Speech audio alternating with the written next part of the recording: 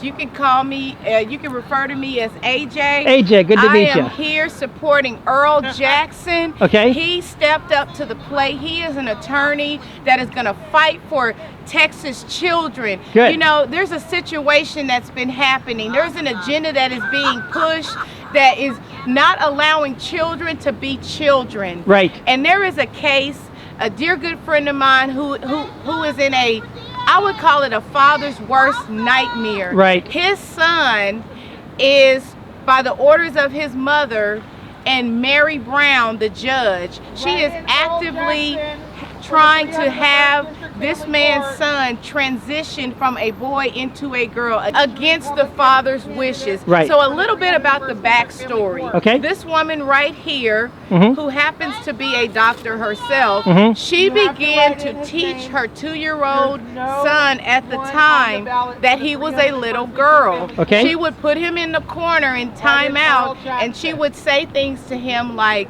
"Monsters eat little boys, don't be a boy." Yes. So she was planting that seed in his head to be a girl At 2 years of age. at the age of 2 years of age. Right. And in my opinion, you need to let children be children. Right.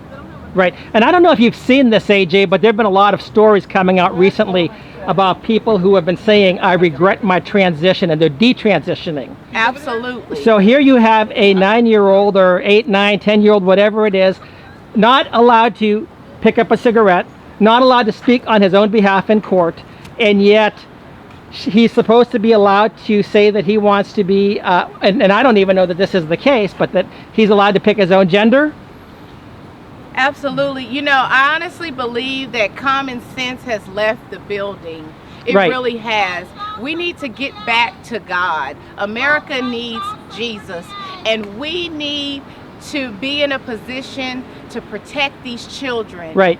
from life-altering decisions. Right. If this is something that they want to do when they are adults, then that's a whole nother different story. But as a child, we have to make sure that we are there to protect the children. So that's why I'm out here standing for Earl Jackson. He has my vote. He has my family's votes. I'm telling everybody to write him in for the 301 District Court. You know, it's very interesting because the state always says that they have a duty to protect children. If you go to a child support situation, they talk about certain duties that the parents have. The state has the duty to do this. The state has the duty to protect children, and the state is failing. And this court actor, Mary Brown, who was also a member of the government because she's been elected, she is failing. And even the head of DFPS, Jamie Masters, said it was child abuse. Not that we really need to know that, because the reality is you cannot change a boy into a girl. You can maybe make physical modifications, but when you look at the DNA, an XX does not become an XY or vice versa. Yes. So this is something that's going on. And actually, I don't know if you're aware of this, AJ, but I've met James personally. He is a boy. He wants to be a boy. He likes to dress as a boy. He likes to participate in boys' activities. He's a boxer. He loves to play games with his father when he was seeing his father before Judge Mary Brown, this corrupt judge, ordered basically him out of his life except with supervised visitation, supposedly, based on nothing. But anyway, so I can confirm everything that you're saying, only because I too know Jeff Younger, and I too have met both James and Jude, his brother. And what's going on right now, this is a lie being perpetrated by Judge Mary Brown. It is a lie being perpetrated by Ann Georgia. Listen, she knows the system. She knows how to get things to work, and she has attorneys. The Jessica Janicek of Kuntz Fuller, who supposedly are platinum sponsors for Mary Brown, are in front of her right now. And I believe that they should be disqualified because I think that she's being preferential to them. And I also heard too, and I cannot confirm this yet, but that Mary Brown has a daughter that possibly may know Ann Georgia, daughter. I believe they both go to the same university out in California. So if they know each other, this could be a conflict of interest. There's lots of really bad things taking place. And I don't know if you know this, but according to all the records that I've been told about, Mary Brown submitted fraudulent documents. Yes, I'm aware of that. I Right. heard about that. In fact, I talked with the Texas Ethics Commission yesterday, and I'm very disappointed right now because the Texas Ethics Commission is not going to make a decision at the earliest till December when they all meet together. But this is letting Mary Brown cheat. She raised funds when she was not supposed to, from my reading of the Texas election code, and she should not be given this unfair disadvantage in this race. Right. So she is an unethical person, I believe.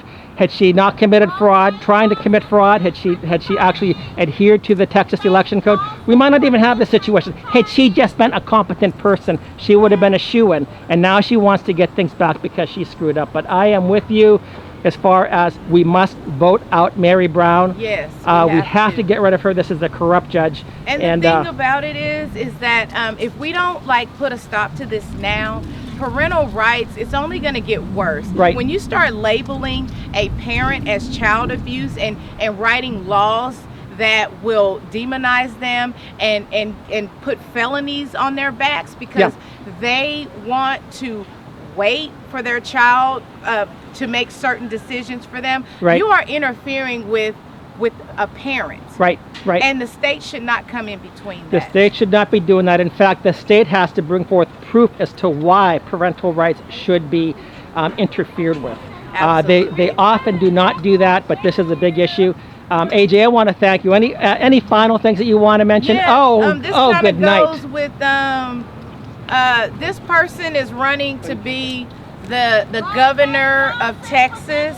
He actually supports the mutilation of children. He does. So if this is something that you do not agree with, I would advise you to think really, really hard. If you're thinking about consider voting for this man, I would ask you to think twice about it. Yeah, and that's very interesting that you say that, because Beto does not really have a core set of beliefs. And really, let's call him Robert Francis O'Rourke. He's not a Mexican guy. He's Irish. He's run for all sorts of things. He keeps changing his positions. All I remember is that he was going to come and take away your guns, and now he's for gun rights. And now, because there's a voting bloc that maybe will say, well, I'll get some trans people in here and everything else. Now he's talking about trans. I want to see the DNA behind a trans. Is a trans an XP, an XQ? What is a trans anyway? No, there's an XX and an XY. And a trans kid. I mean, come on now. Yeah. Kids want to be Superman when they're 3. They want to be Wonder Woman. Yeah. They want to be Peter Pan. Yeah. And kids grow out of certain things. So why are we making life altering decisions at such a young age before they reach puberty, before they finish their development? If we want to pay attention to the science that people like to say, I thought that a child's brain or a human brain doesn't fully develop to the age of 25 years old. Yeah, 25, 26, exactly. That's what I hear. Yeah. So if we're going to go by that logic, then why are we making these life-altering decisions? And in the case of James Younger, he's not making the decision.